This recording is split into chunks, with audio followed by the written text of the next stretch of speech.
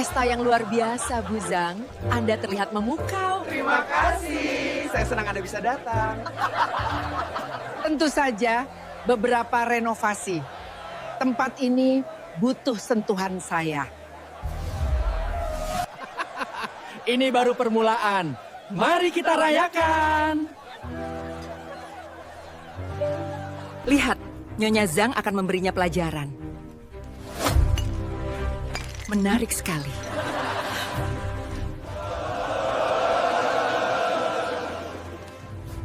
Ngapain kamu masih di sini?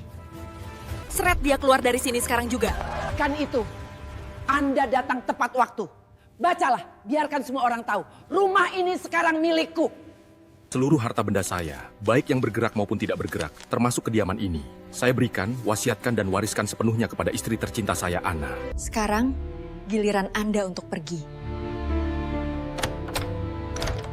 Tanah merah yang menimbun jasad suamiku, Arya, masih basah oleh air hujan yang mengguyur pemakaman sore ini. Aroma Kamboja dan tanah basah bercampur menjadi satu, menciptakan wangi kematian yang begitu menyengat hingga menusuk ke ulu hati. Aku masih berdiri mematung di sisi gundukan itu, meski para pelayat sudah mulai beranjak pulang satu persatu. Kakiku terasa seperti ditanam paksa ke dalam bumi, seberat hatiku yang rasanya baru saja dicabut paksa dari rongga dada. Arya, lelaki yang menjadi poros hidupku selama 5 tahun terakhir, pergi begitu saja. Kecelakaan lalu lintas di jalan tol semalam merenggutnya dariku, tanpa ada kata pamit, tanpa ada pelukan terakhir.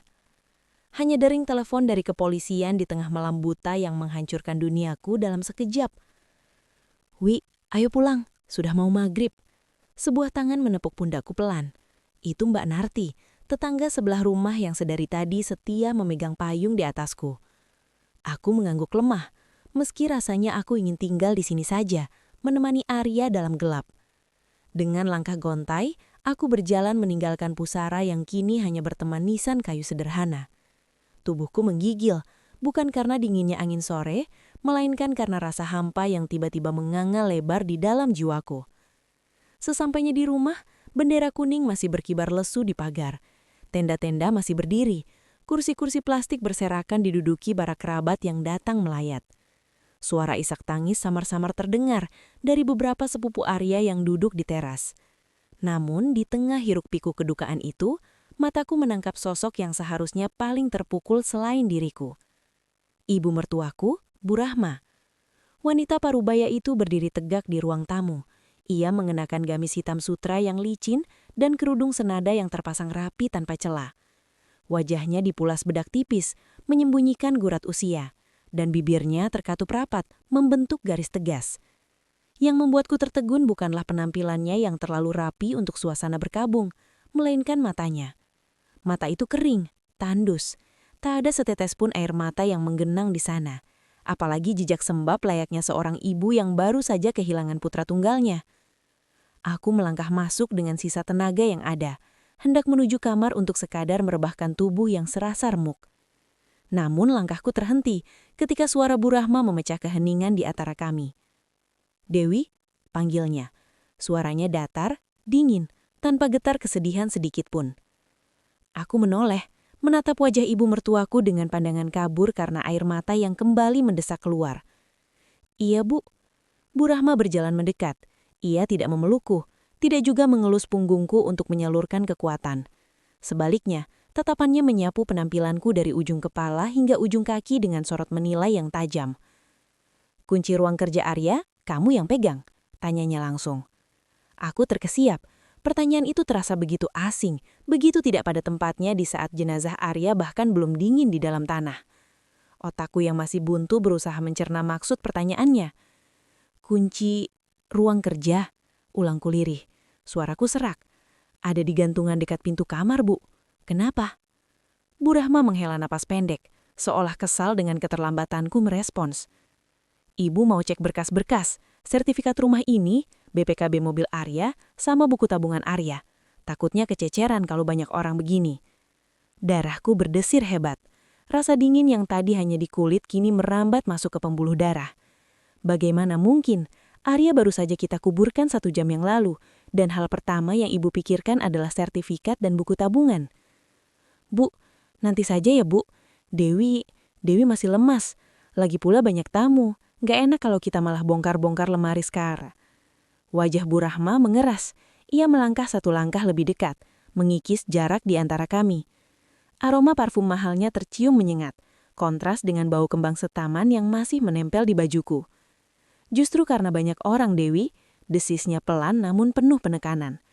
Kamu itu masih muda, naif. Kamu gak tahu kalau di situasi duka begini banyak orang yang suka memanfaatkan keadaan. Harta Arya harus diamankan segera, jangan sampai ada yang hilang. Kata harta yang keluar dari mulutnya terdengar lebih nyaring daripada nama anaknya sendiri. Aku menatap manik matanya, mencari setitik duka di sana. Mencari sosok ibu yang dulu aku lihat selalu memanjakan Arya. Namun, nihil. Aku seperti menatap tembok beton yang kokoh dan tak perasaan. Tapi Mas Arya baru meninggal baru, Bu. Apa nggak bisa kita doakan Mas Arya dulu? Tahlilan sebentar lagi mulai. Bu Rahma mendecakkan lidah, lalu membuang muka sejenak sebelum kembali menatapku tajam. Doa itu urusan nanti, bisa sambil jalan. Urusan aset itu vital. Kalau kamu nggak sanggup karena terlalu sibuk menangis, biar ibu yang urus. Mana kuncinya? Ia mengenadahkan tangan kanannya di hadapanku, menuntut. Aku mundur 1 langkah. Rasa takut mulai merayap. Bukan takut pada hantu atau kematian, tapi takut pada sosok wanita di hadapanku. Selama ini hubungan kita baik-baik saja, atau setidaknya terlihat baik-baik saja karena ada Arya sebagai penengah. Arya selalu bilang, ibunya memang tegas dan perfeksionis, tapi aku tidak pernah menyangka ketegasannya bisa berubah menjadi kekejaman di saat seperti ini. Kuncinya ada di kamar, Bu. Biar Dewi ambilkan nanti setelah sholat Isya. Jawabku akhirnya. Berusaha mengulur waktu. Aku tidak ingin berdebat di ruang tamu saat para pelayat masih berlalu lalang. Wajah Bu Rahma mengeras. Ia berlangkah 1 langkah lebih dekat, mengikis jarak di antara kami. Aroma parfum mahalnya tercium mengingat, kontras dengan bau kembang setaman yang masih menempel di bajuku. Baik, ucapnya singkat.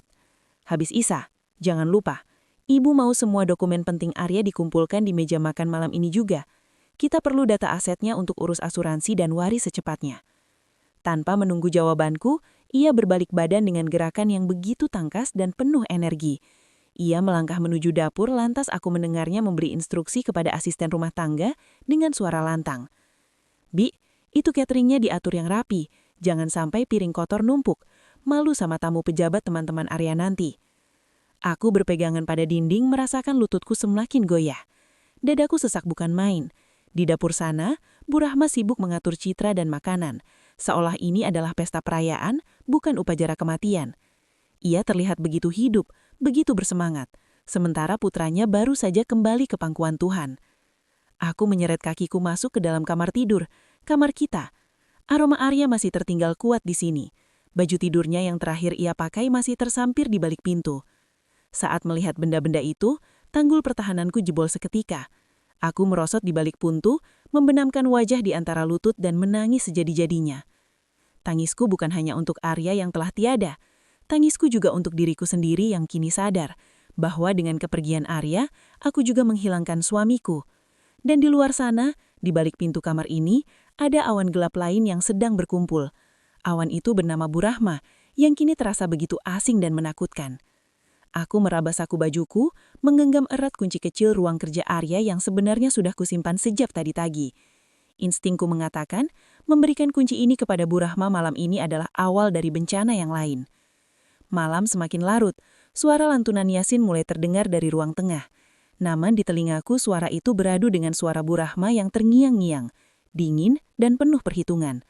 Aku sendirian sekarang, benar-benar sendirian di rumah yang mendadak terasa seperti medan perang ini. Tanah makam Arya masih basah, merah merekah seolah luka di dadaku yang belum juga mengering. Namun, di ruang tamu rumah kami, rumah yang kami bangun dengan keringat dan cinta selama 5 tahun terakhir, suasana duka itu seakan dipaksa menguap oleh aroma parfum mahal dan bunga-bunga segar yang bukan bunga layat. Aku berdiri di ambang pintu dapur, mematung menyaksikan kesibukan yang tidak masuk akal ini. Para pelayan catering hilir mudik membawa nampan berisi kanape dan gelas-gelas kristal.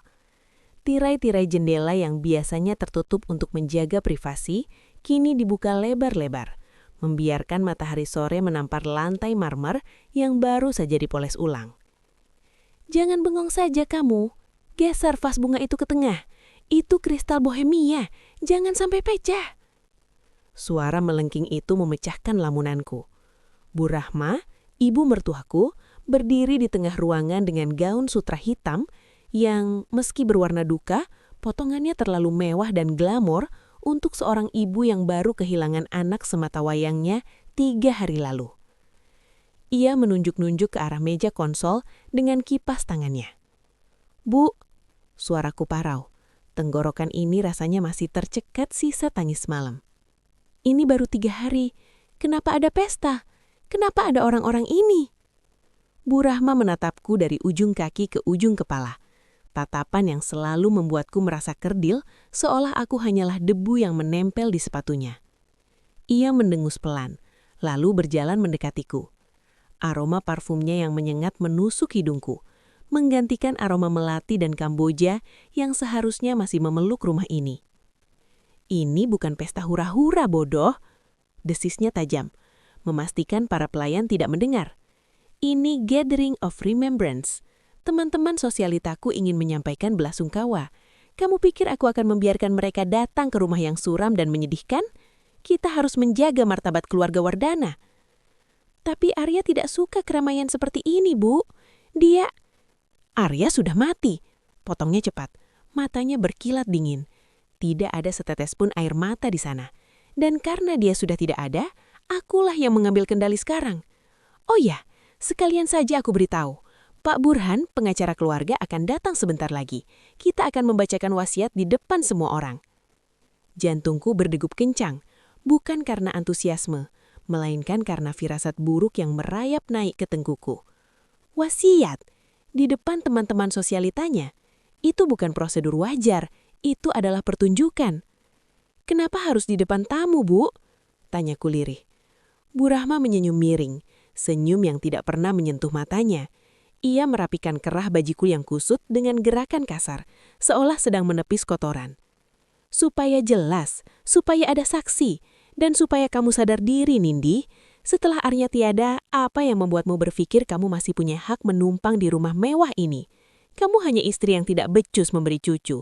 Sekarang setelah suamimu pergi, peranmu sudah selesai. Kalimat itu menghantamku lebih keras daripada kabar kematian Arya. Kakiku lemas. Tapi aku memaksakan diri untuk tetap berdiri tegak. Aku tidak akan menangis di depannya. Tidak sekarang. 1 jam kemudian, ruang tamu kami sudah penuh sesak.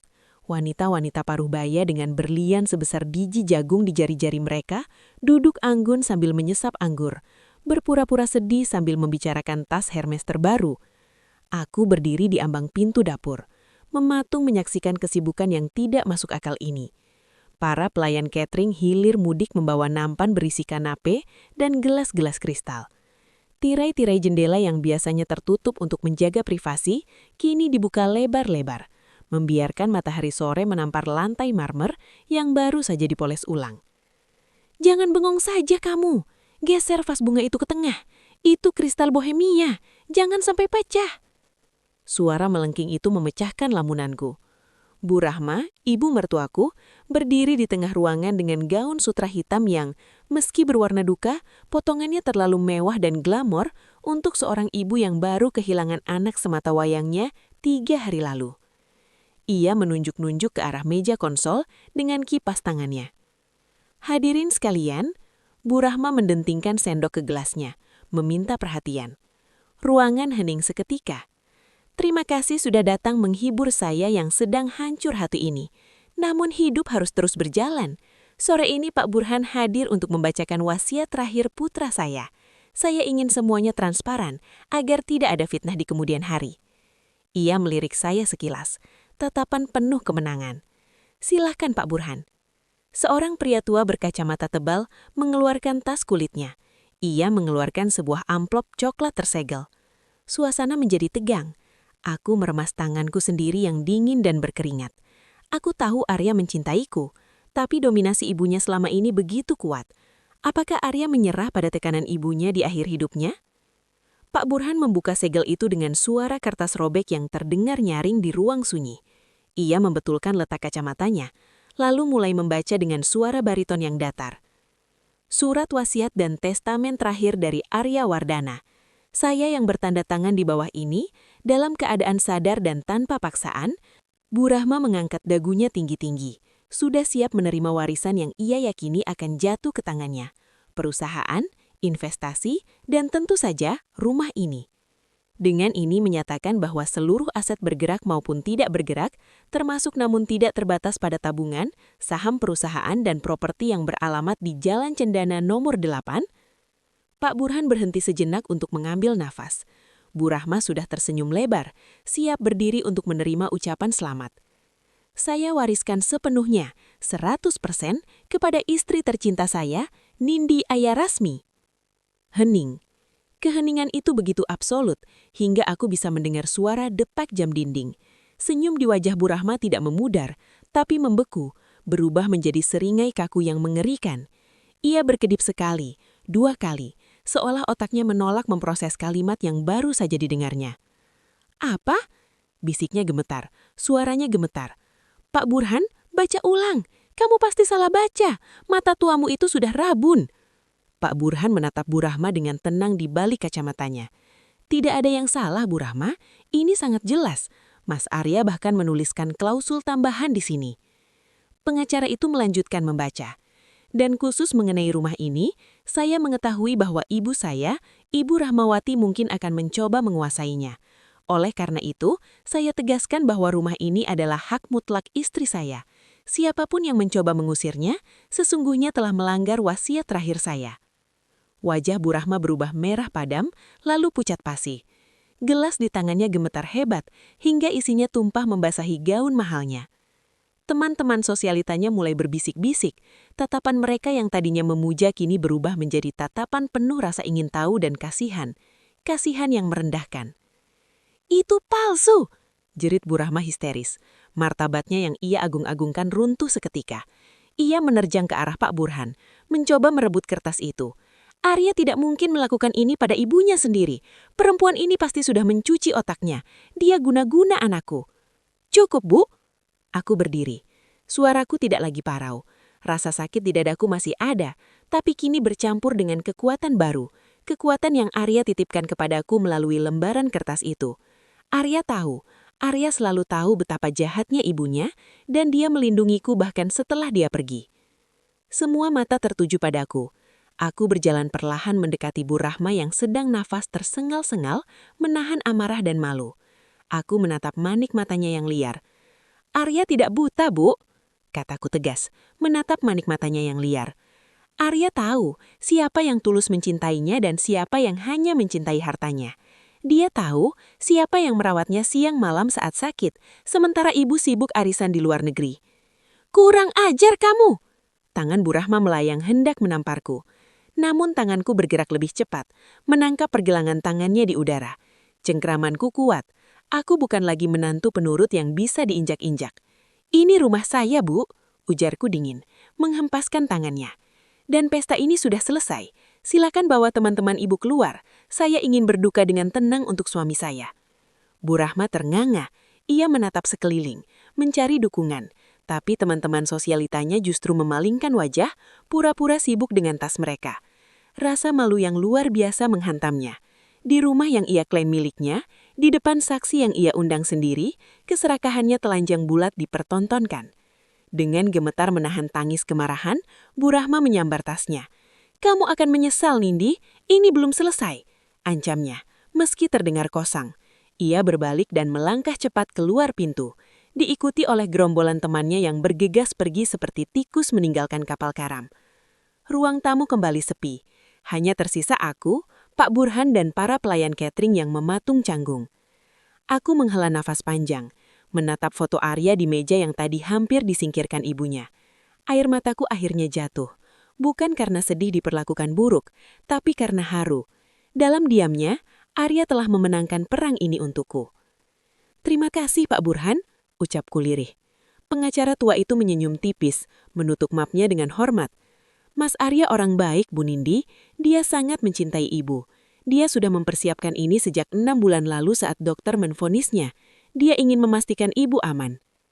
Aku mengangguk, memeluk bingkai foto suamiku. Pesta angkuh sang mertua telah berakhir, meninggalkan keheningan yang kini terasa damai. Rumah ini milikku, dan kenangan Arya akan tetap hidup di sini bersamaku. Nampan perak di tanganku terasa semakin berat. Bukan karena beban gelas-gelas kristal berisi minuman mahal di atasnya, melainkan karena beban di hatiku yang nyaris meremukkan tulang dada. Musik klasik mengalun lembut dari sudut ruangan, beradu dengan gelak tawa para tamu undangan yang mengenakan gaun sutra dan setelan jas desainer ternama. Cahaya dari lampu gantung raksasa di langit-langit memantul pada perhiasan berlian yang melingkar di leher Bu Rahma. Wanita yang kini berdiri di tengah ruangan layaknya ratu yang sedang memimpin istananya. Aku, di sisi lain, hanya mengenakan gaun terusan lawas berwarna coklat pudar yang bahkan sedikit longgar di bagian pinggang. Tidak ada riasan di wajahku. Rambutku hanya diikat asal-asalan agar tidak mengganggu saat aku disuruh, atau lebih tepatnya dipaksa, untuk melayani para tamu. "Hei kamu, jangan melamun," desis suara tajam di telingaku. Itu suara Santi, keponakan Bu Rahma yang sifatnya setali 3 uang dengan tantenya. "Tamu di meja nomor 5 gelasnya kosong, cepat isi." Aku menunduk, menelan gumpalan pahit di tenggorokan. "Baik," jawabku lirih. Aku melangkah melewati kerumunan orang-orang yang bahkan tidak sudi menatap mataku. Bagi mereka, aku hanyalah bayangan, ornamen bergerak yang tugasnya hanya memastikan kenyamanan mereka. Namun hatiku mencelos ketika aku melihat Bu Rahma mengangkat tangannya, meminta perhatian. Seorang pelayan pria, pelayan yang sesungguhnya dibayar, memberikan mikrofon padanya. Suasana ruangan perlahan hening. Semua mata tertuju pada wanita parubaya yang malam ini terlihat begitu glamor dengan gaun merah marunnya. "Selamat malam Bapak dan Ibu sekalian," suara Bu Rahma menggema, penuh percaya diri dan syarat akan kesombongan yang tidak ditutup-tutupi. "Saya sangat berterima kasih atas kehadiran kalian di syukuran rumah baru saya ini." Tanganku gemetar hingga gelas di nampan berdenting pelan. Rumah baru dia? Bu Rahma tersenyum lebar, menebarkan pandangan ke seluruh penjuru ruangan seolah ingin memastikan semua orang mendengar proklamasinya. Sebenarnya ini bukan sekedar syukuran, ini adalah perayaan atas kerja keras saya selama bertahun-tahun. Rumah mewah ini, beserta seluruh isinya dan juga aset-aset perusahaan yang kini berkembang pesat, adalah bukti bahwa ketekunan tidak akan mengkhianati hasil. Semuanya kini sah menjadi milik saya sepenuhnya. Tepuk tangan riuh membahana. Orang-orang bersorak memuji kesuksesannya. Dadaku sesak. Dia berbohong. Dia berbohong di hadapan Tuhan dan manusia. Rumah ini adalah warisan dari mendiang ayahku. Perusahaan itu dibangun dengan darah dan keringat kakekku. Bu Rahma hanyalah ibu tiri yang masuk ke kehidupan kami, memanipulasi segalanya saat ayah sakit keras. Dan kini, dia mengklaim semuanya. Mataku memanas. Ingin rasanya aku berteriak, melemparkan nampan ini dan mengatakan yang sebenarnya. Namun sebelum aku sempat mengumpulkan keberanian, tatapan mata Bu Rahma yang tajam seperti elang menyapu ruangan dan berhenti tepat di tempatku berdiri. Senyumnya berubah miring. Dia tidak menurunkan mikrofonnya. "Oh, dan bicara soal kesuksesan, tentu saja ada parasit yang harus dibuang, agar pohon kesuksesan bisa tumbuh subur." Jantungku berhenti berdetak sesaat. Firasat buruk menyergapku.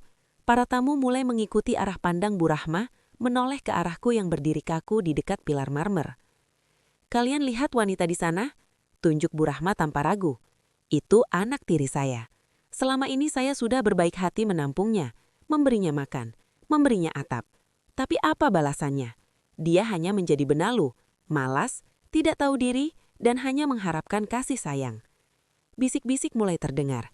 Tatapan para tamu yang tadinya acuh tak acuh, kini berubah menjadi tatapan jijik, kasihan, dan penghakiman. Wajahku terasa bakar. Rasa malu menjalar dari ujung kaki hingga ke ubun-ubun. Ingin saja aku menghilang, ditelan bumi saat itu juga. "Bu Rahma, tolong." Cicitku, suaraku nyaris tak terdengar di tengah gumam para tamu. Tapu Bu Rahma belum selesai.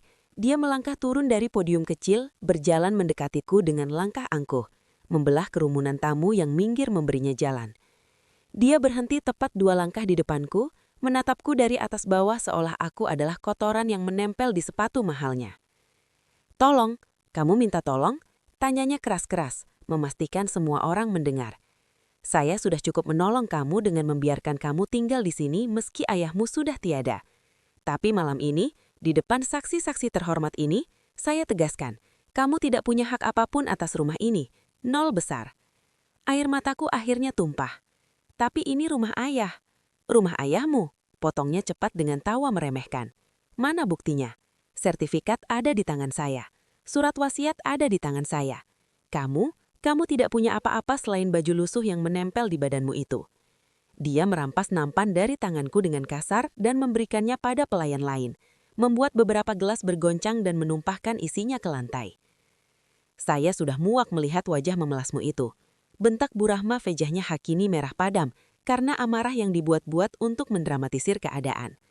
Malam ini juga, detik ini juga, angkat kaki dari rumah saya.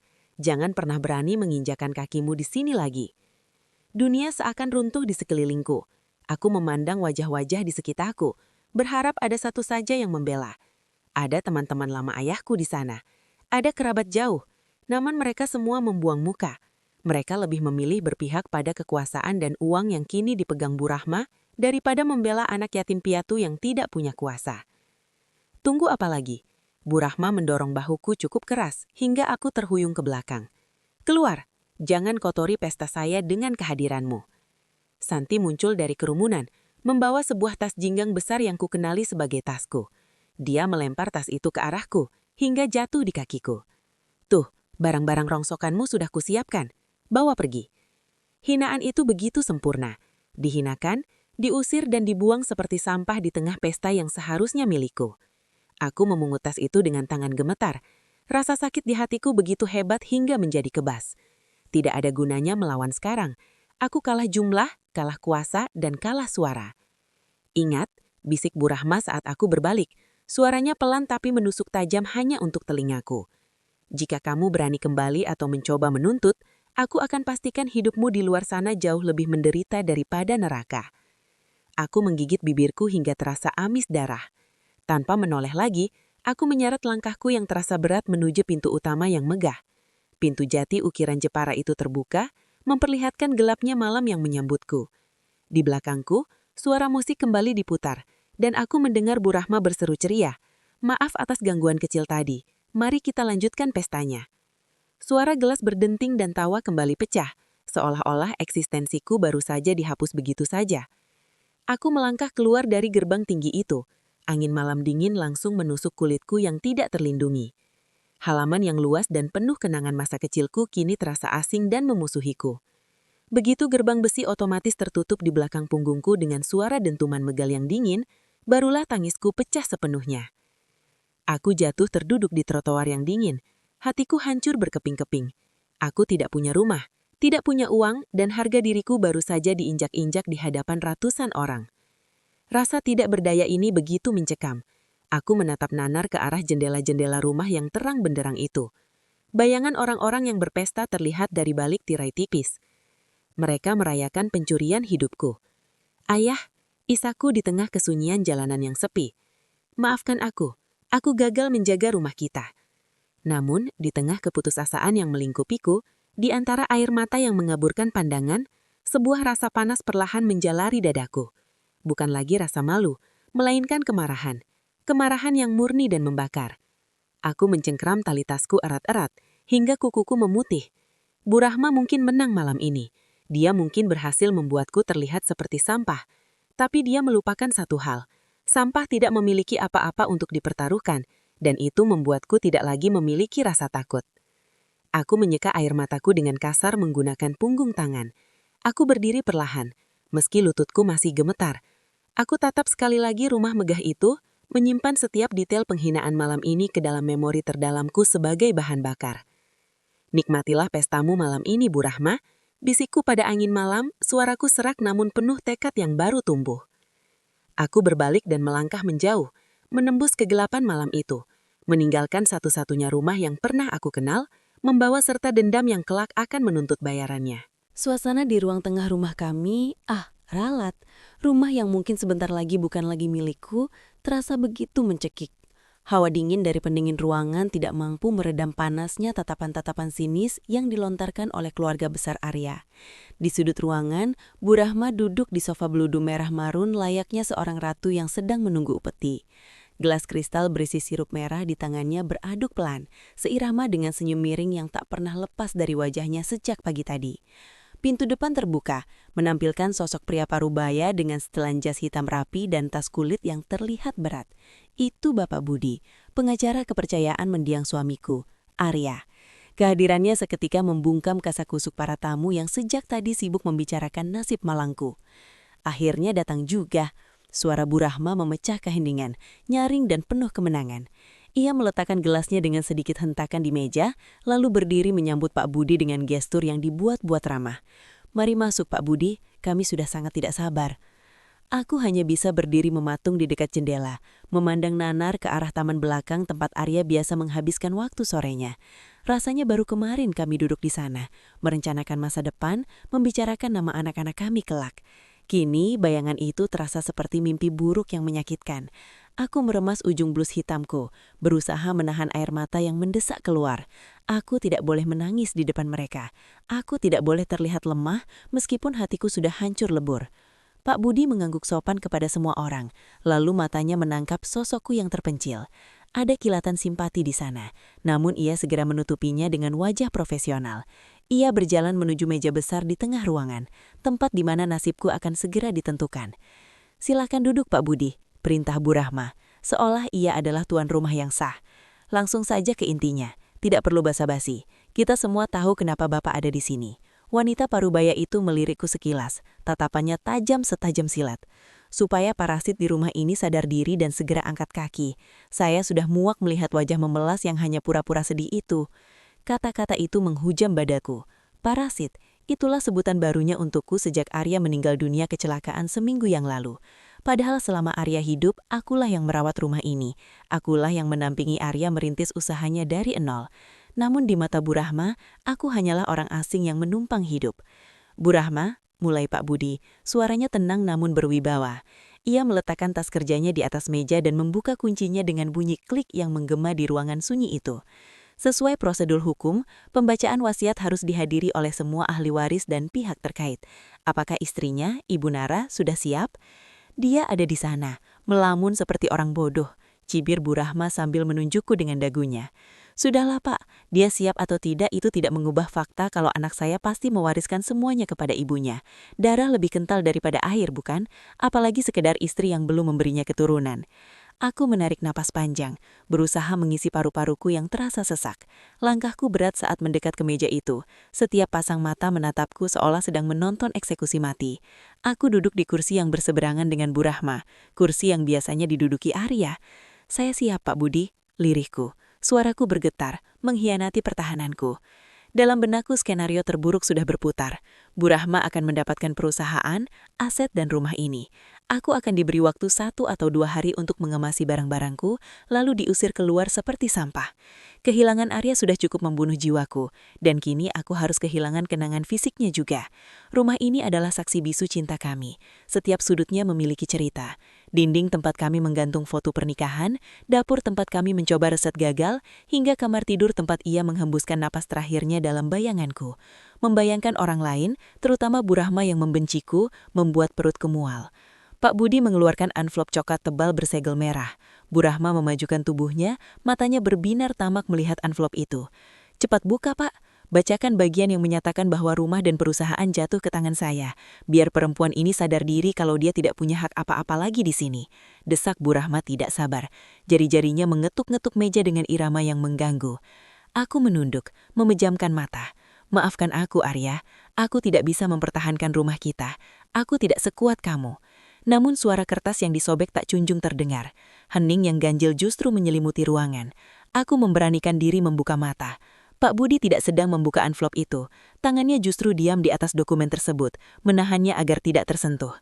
"Mohon maaf Bu Rahma, Ibu Nara," ucap Pak Budi tegas memotong antusiasme ibu mertuaku. Wajah Bu Rahma berubah masam. "Ada apa lagi? Kenapa ditunda-tunda? Jangan bilang ada dokumen yang kurang.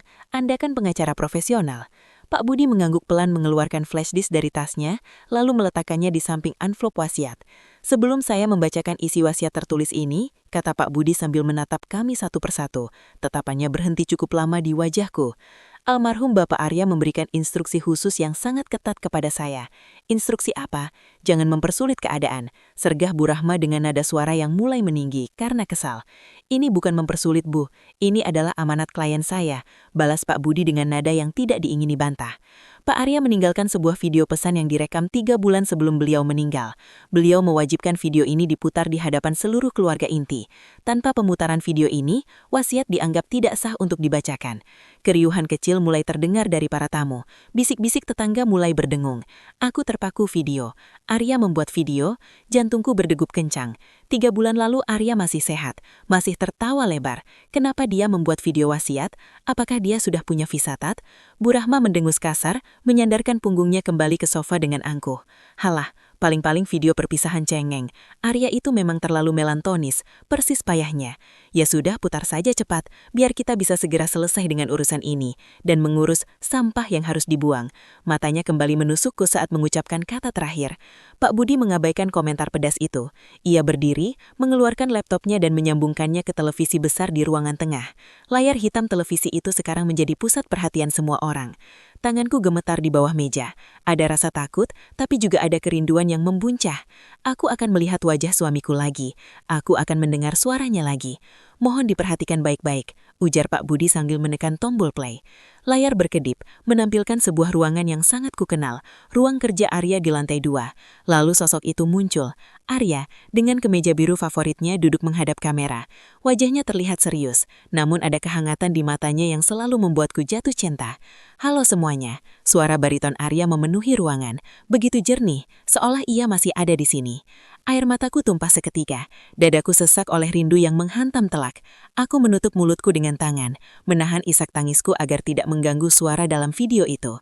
Di layar Arya menghela napas panjang, lalu menatap lurus ke lensa kamera, seolah menatap langsung ke jiwa kami yang menontonnya. Jika kalian menonton video ini, berarti aku sudah tidak ada lagi di dunia ini, ucap Arya dalam rekaman itu. Aku membuat rekaman ini bukan hanya sebagai salam perpisahan, tapi karena aku tahu apa yang akan terjadi setelah aku pergi. Aku mengenal keluargaku, dan aku mengenal istriku. Wajah Bu Rahma yang tadinya meremehkan, kini sedikit menegang. Ia membetulkan posisi duduknya kembali, matanya menyipit menatap layar. Arya melanjutkan, aku tahu, pelihak, ibu pasti ada di sana, ingin memastikan semuanya kembali ke keluarga besar. Dan Nara, sayangku, kamu pasti sedang duduk diam, pasrah dan mungkin ketakutan. Mendengar namaku disebut dengan nada selembut itu membuat pertahananku total runtuh.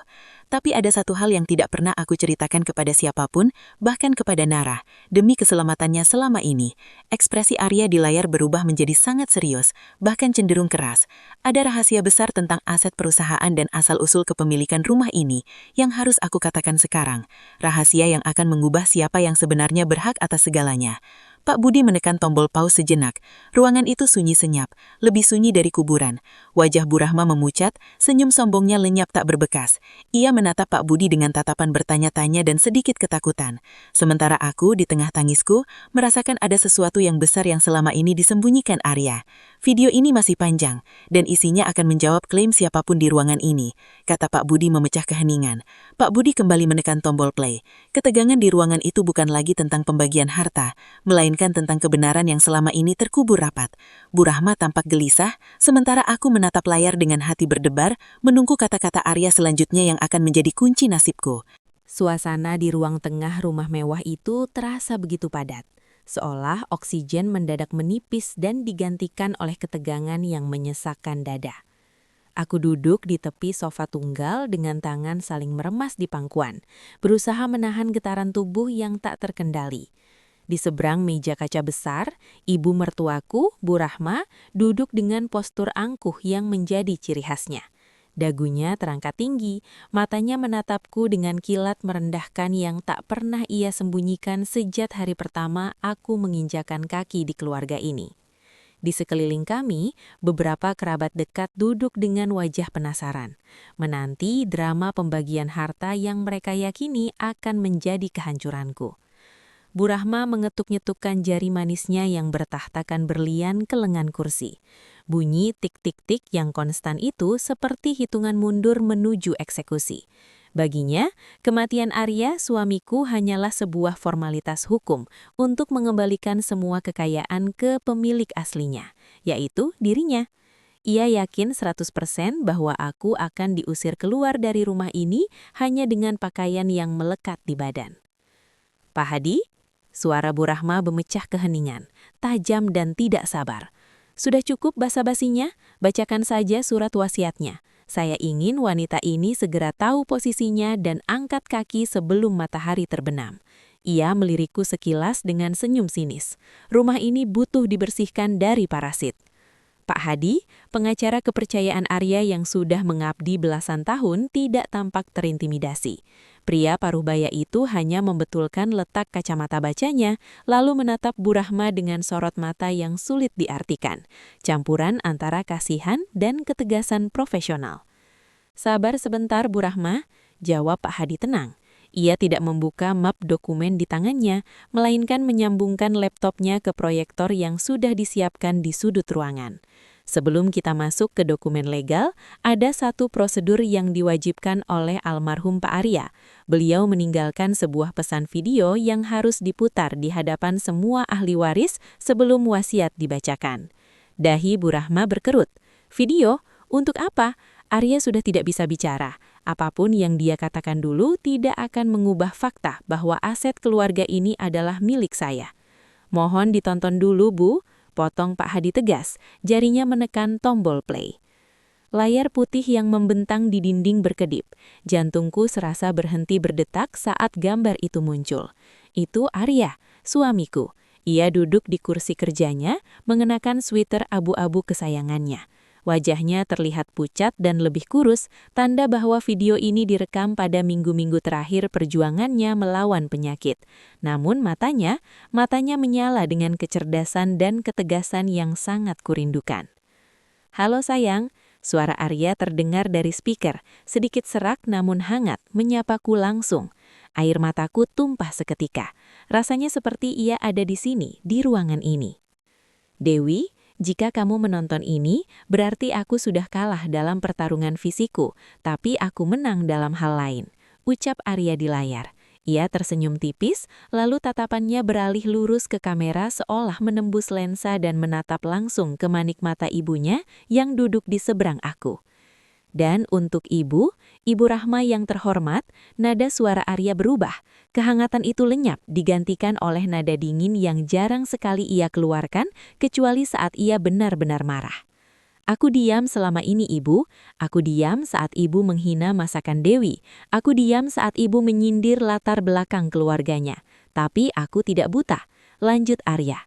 Nafasnya terdengar berat di rekaman itu, ia berhenti sejenak untuk mengambil minum, lalu melanjutkan dengan intensitas yang lebih tinggi. Ibu selalu bilang bahwa Dewi beruntung menikah denganku karena hartaku, bahwa dia hanya gadis miskin yang menjebak anak orang kaya. Arya tertawa kecil, tawa yang terdengar miris. Itu kesalahan terbesar Ibu. Kesombongan Ibu menutupi fakta. Arya mengangkat sebuah dokumen di dalam video itu. Ibu selalu membanggakan rumah mewah tempat kalian duduk sekarang ini. Ibu bilang ini simbol kejayaan keluarga Pradana. Tapi Ibu lupa, atau mungkin Ibu tidak pernah mau tahu, bahwa saat aku membeli rumah ini 5 tahun lalu, perusahaanku kolaps. Ayah tidak meninggalkan uang tanai sebanyak yang Ibu kira. Jantungku berdegup kencang. Aku ingat masa-masa sulit itu. Masa di mana kita makan mie instan di apartemen sempit, berjuang membangun semuanya dari nol. Rumah ini, suara Arya menggelegar di ruangan hening itu. 70% dibeli dengan uang Dewi. Uang tabungan Dewi, hasil penjualan tanah warisan neneknya, dan hasil kerja kerasnya sebagai arsitek sebelum ia berhenti untuk merawatku. Aku menahan isak tangis. Arya tidak pernah membahas ini secara terbuka karena ia ingin menjaga kehormatan ibunya. Tapi hari ini ia membongkar semuanya. Di sofa seberang, wajah Bu Rahma yang tadinya merah padan karena marah kini mulai memudar warnanya. Tangannya yang memegang sandaran kursi mulai gemetar. Tidak mungkin, desis Bu Rahma, suaranya tercekat. Itu bohong, anak itu pasti dipengaruhi obat-obatan. Namun Arya di layar belum selesai. Aku tahu ibu serakah, ucap Arya. Kalimat itu mendarat seperti tamparan keras di wajah ibunya. Aku mendengar percakapan ibu dengan Tante Linda di telepon saat aku pura-pura tidur di rumah sakit. Ibu bilang, tunggu saja Arya mati, semua saham akan kembali kepadaku. Suasana ruangan menjadi sangat mencekam. Para kerabat yang hadir mulai saling pandang dengan rasa tidak nyaman. Wajah Bu Rahma kini pucat pasih, matanya terbelalak menatap layar seolah melihat hantu yang datang untuk mencekiknya. Rahasianya, sifat aslinya yang selama ini ia bungkus dengan citra bangsawan dikuliti habis-habisan oleh putra kandungnya sendiri. Karena itulah, lanjut Arya, kini suaranya melembut kembali saat menyebut namaku. 1 bulan sebelum aku pergi, aku telah memanggil Pak Hadi dan notaris. Aku sudah membalik nama seluruh sertifikat rumah ini, seluruh saham mayoritas perusahaan dan deposito utamaku menjadi atas nama istriku, Dewi Anggraini. Apa? Pekik Bu Rahma. Ia mencoba bangkit berdiri, tapi kakinya seolah tak bertulang. Ia kembali terhempas ke sofa. Tidak mungkin, atas bengset keluarga ini, tidak bisa kamu melakukan itu pada ibumu sendiri, Arya. Arya di layar seolah menjawab teriakan ibunya. Ini caraku melindungi masa depan istriku, Bu, karena aku tahu ibu tidak akan pernah melindunginya. Ibu tidak mendapatkan sepeser pun dari aset yang aku bangun bersama Dewi. Ibu hanya mendapatkan jatah bulanan dari dana perwalian ayah. Itu pun jika Dewi berbaik hati tidak menuntut ibu atas perlakuan buruknya selama ini. Wajah Bu Rahma berubah menjadi topeng horor. Kesombongan yang tadi melapisi wajahnya runtuh tak sesisa, digantikan oleh ketidakpercayaan dan ketakutan yang amat sangat. Bibirnya bergetar hebat, namun tak ada suara yang keluar. Ia tampak kecil, tua, dan kalah. Ia menatapku, tapi kali ini tidak ada kilat merendahkan. Yang ada hanyalah tatapan kosong dari seseorang yang baru saja menyadari bahwa ia telah kehilangan segalanya karena keserakahannya sendiri. Dewi, ucap Arya sebagai penutup, matanya menatap lensa dengan penuh kasih. Maafkan aku harus melakukan ini dengan cara yang keras, tapi aku ingin kamu hidup tenang tanpa gangguan. Rumah ini milikmu, hidup ini milikmu, jangan biarkan siapapun menginjakmu lagi, aku mencintaimu. Layar menjadi hitam. Hening, keheningan yang jauh lebih berat dari sebelumnya. Pak Hadi mematikan proyektor dan menutup laptopnya dengan bunyi klik yang tegas. Ia lalu menatap Bu Rahma yang kini duduk melorot di sofa. Wajahnya seputih kertas, nafasnya pendek-pendek seolah lupa caranya menghirup udara. Seperti yang dijelaskan almarhum, kata Pak Hadi dengan suara datar dan formal. Sertifikat rumah ini sudah resmi atas nama Ibu Dewi sejak bulan lalu. Secara hukum, Bu Rahma, Anda saat ini sedang bertamu di rumah Ibu Dewi. Dan berdasarkan instruksi klien saya, Ibu Dewi memiliki hak penuh untuk menentukan siapa yang boleh tinggal dan siapa yang harus pergi. Aku menarik nafas panjang, merasakan beban ribuan ton terangkat dari pundakku. Rasa takut itu hilang, rasa kecil itu sirna. Arya bahkan dalam kematiannya masih berdiri tegak di depanku sebagai perisai. Aku menyekap air mata di pipiku lalu menegakkan punggung. Kutatap Bu Rahma lurus-lurus. Pertama kalinya ia menunduk, tidak berani membalas tatapanku. Pak Hadi, suaraku terdengar tenang, kontras dengan gemuruh di dadaku. Tolong bacakan detail administrasi lainnya. Setelah itu, saya ingin beristirahat, sendirian. Pesan itu jelas, pesta kemenangan Bu Rahma telah berubah menjadi mimpi buruknya. Dan video rahasia itu adalah palu hakim yang menjatuhkan vonis mutlak atas keserakahannya. Arya telah memastikan bahwa aku tidak akan pernah menjadi korban lagi. Keheningan yang mencekam menyelimuti ruang tengah yang sebelumnya riuh oleh gelak tawa tamu undangan.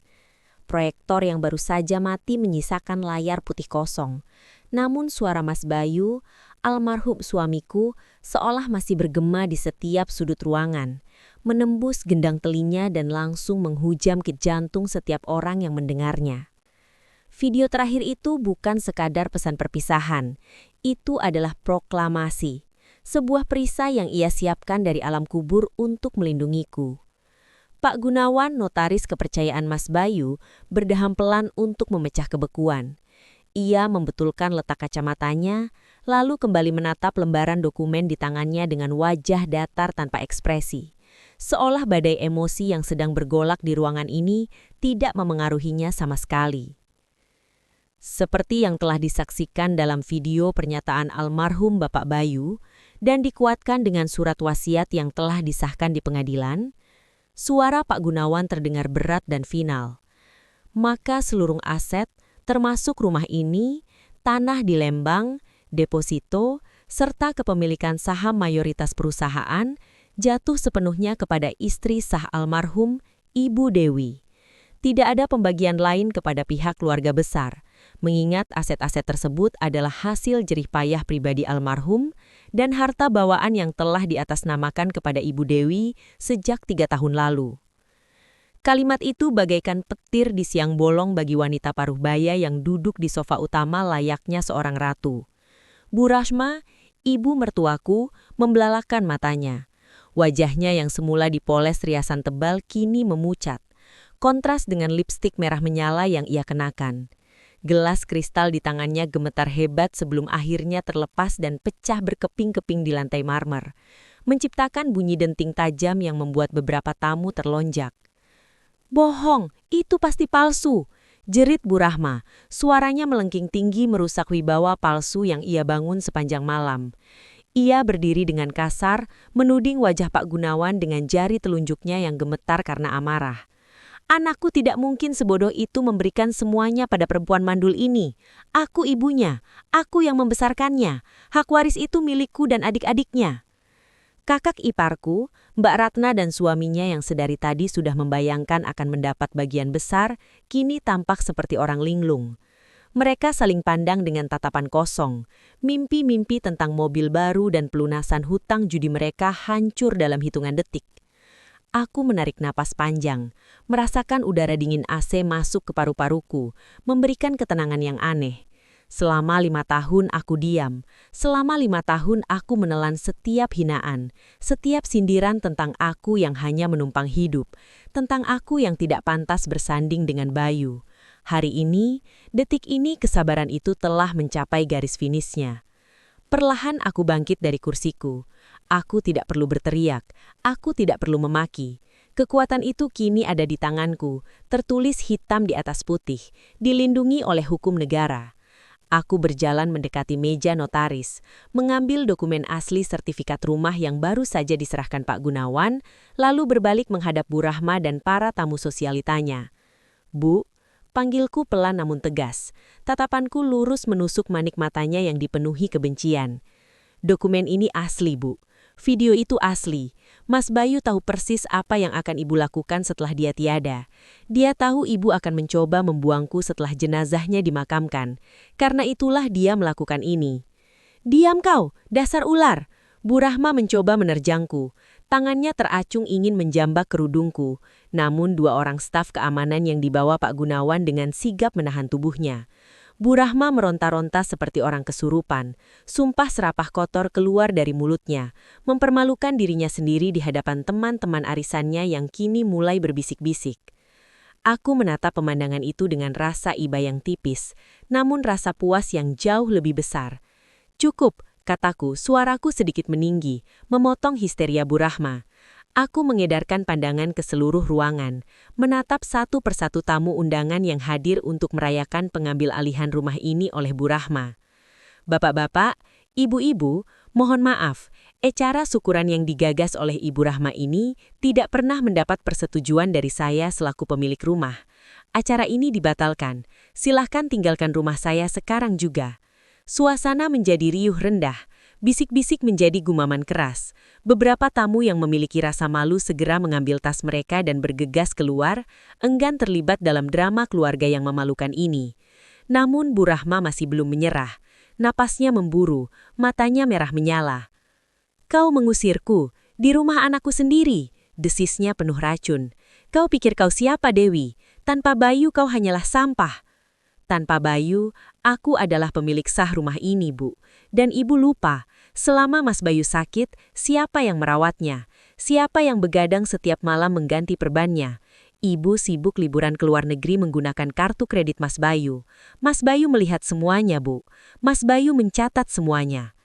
Aku melangkah maju 1 langkah, mempersempit jarak di antara kami. Saya memberikan waktu 1 jam bagi ibu, Mbak Ratna dan seluruh keluarga ibu untuk mengemas barang-barang pribadi kalian. Hanya barang pribadi. Jangan coba-coba membawa satu pun aset yang terdaftar dalam inventaris rumah, atau saya akan melaporkannya sebagai tindak pencurian. Kau anak durhaka, aku akan menuntutmu, aku akan panggil pengacara, teriak Mbak Ratna, mencoba membela ibunya meski suaranya terdengar sumbang karena panik. Pak Gunawan menyela dengan tenang. Silahkan jika ingin menempuh jalur hukum Bu Ratna. Namun perlu saya ingatkan, Mas Bayu juga meninggalkan bukti-bukti transaksi keuangan yang menunjukkan penggelapan dana perusahaan oleh suami Anda. Jika wasiat ini digugat, kami terpaksa akan membuka berkas pidana tersebut. Wajah suami Mbak Ratna jadi pucat pasi, seputih kertas. Ia segera menarik lengan istrinya, membisikkan sesuatu dengan panik. Ancaman itu efektif. Mereka sadar bahwa mereka tidak punya kartu untuk dimainkan. Skatmat. Bu Rahma terduduk lemas di lantai. Kakinya tak lagi mampu menopang tubuhnya. Tangisnya pecah, bukan tangis penyesalan, namun tangis keputusasaan karena kehilangan sumber uang. Ia memukul-mukul lantai marmer meratap memanggil nama Bayu, seolah-olah anaknya akan bangkit dan membela ibunya. Namun Bayu sudah memberikan pembelaan terakhirnya, dan itu bukan untuk ibunya. Aku menoleh kepada kepala keamanan perumahan yang sudah berjaga di pintu depan. Pak Asep, tolong pastikan rumah ini kosong dari tamu dalam 10 menit. Dan setelah 1 jam, tolong pastikan Bu Rahma dan keluarganya sudah berada di luar gerbang. Baik Bu Dewi, jawab Pak Asep tegas.